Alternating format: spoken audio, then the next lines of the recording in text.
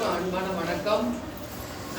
உங்களுக்கு உடல் சுகத்தை பற்றி சொல்கிறதுக்காக நம்ம ஹெல்த்தியாக இருந்தால் தான் நம்மளுடைய வாழ்க்கை நல்லா இருக்கும் இல்லையா? நம்ம உடல் நல்ல ஆரோக்கியமாக இருந்தால் தான் நம்ம என்ன செய்ய முடியும், எல்லா வயது வரைக்கும் நம்ம பிரிஸ்காக ஓட முடியும்.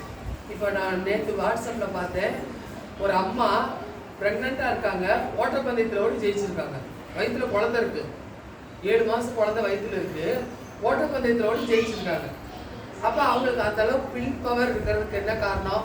உடலும் நல்லா ஒத்துழைச்சா இருந்தால் தான் மனதும் ஒத்துழைக்கிறது, ஓட்டப்பந்தயத்தில் ஓடி ஜெயிக்கிறாங்க.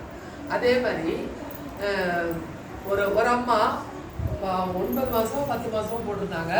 அவங்க சதுரங்க விளையாட்டில், அதாவது உட்காந்து விளையாடலாம், சதுரங்க விளையாட்டில் உட்காந்து விளையாடுறாங்க. அப்படி நம்ம உடல் ஹெல்த்தியாக இருந்தால் மட்டும்தான் நம்ம ஆரோக்கியமாக இப்போ பெலத்தின் புதியால் ஒரு 80 வருஷம் சொல்லியிருக்காங்க. அதிகபட்சம் 80 வருடம் வாழ்வாங்க, அதுக்கப்புறம் இறப்பு தான் அப்படிங்கிறாங்க. ஆனால் இப்போல்லாம் என்ன பண்ணுது, 30 வயசு 20 வயசுக்காரங்களுக்கு எல்லாமே ஹார்ட் அட்டாக் வந்துருக்கு. அதுக்கு என்ன காரணம்னா, அதிகப்படியான உடல் உழைப்பு, அதிகப்படியான மன அழுத்தம், அந்த மாதிரி நல்லா சாப்பிடாமல் இருக்கிறது, சுகாதாரமாக இல்லாமல் இருக்கிறது, இது மாதிரி இருக்கிற காரணங்களால நமக்கு என்ன ஆகுது, உடல் பாதிக்கப்படுது, சீக்கிரத்தில் மரணம் வருது. இப்போ நீங்களாம் சின்ன பிள்ளைங்க, நாங்கள்லாம் என்ன பண்ணுறோம், உங்களை பிறந்த நாள் அன்றைக்கி 100 வயசுக்கு மகன் நிறுவலி வாழ்த்தோம், சொல்கிறோமா இல்லையா?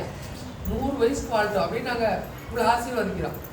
அந்த ஆசீர்வாதம் உங்களுக்கு தங்கணும்னா நீ என்ன பண்ணணும், இந்த பல் விளக்கிறதோ, குளிக்கிறதோ, சாப்பிட்றதோ, எதை சாப்பிடணும், எதை சாப்பிடக்கூடாது, எது ஹெல்த்தி ஃபுட்டு, எது சாப்பிடக்கூடாத உணவு, அதெல்லாம் சொல்கிறதுக்காக தான் இன்றைக்கி நமக்கு இந்த 2 பேர் வந்திருக்காங்க.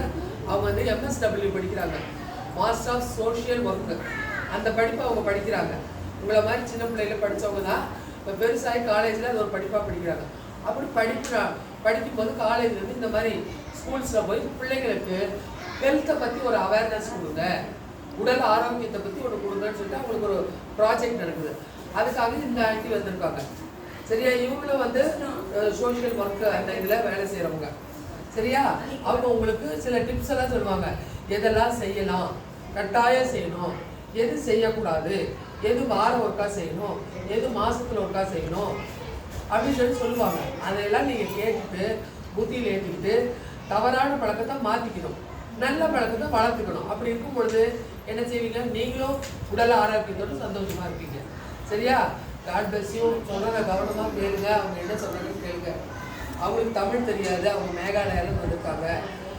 ஆனாலும் அவங்க இப்போ கொஞ்சம் தமிழ்நாட்டுக்கு வந்துட்டாங்க, இங்கே தான் படிக்கிறாங்க திருச்சியில். அதனால் இப்போ கொஞ்சம் அவங்களுக்கு பேச தெரியும். சொல்கிறத புரிஞ்சுக்கோங்க, ஏதாவது தெரிலன்னா நாங்கள் சொல்லித்தரோம். ஆனால் நீங்கள் ஹெல்த்தியாக இருக்கணும், நல்லா தான் சாப்பிடணும், நல்லா இருக்கணும், அது சொல்கிறதுக்காக தான் வந்திருக்காங்க. Okay, thank you.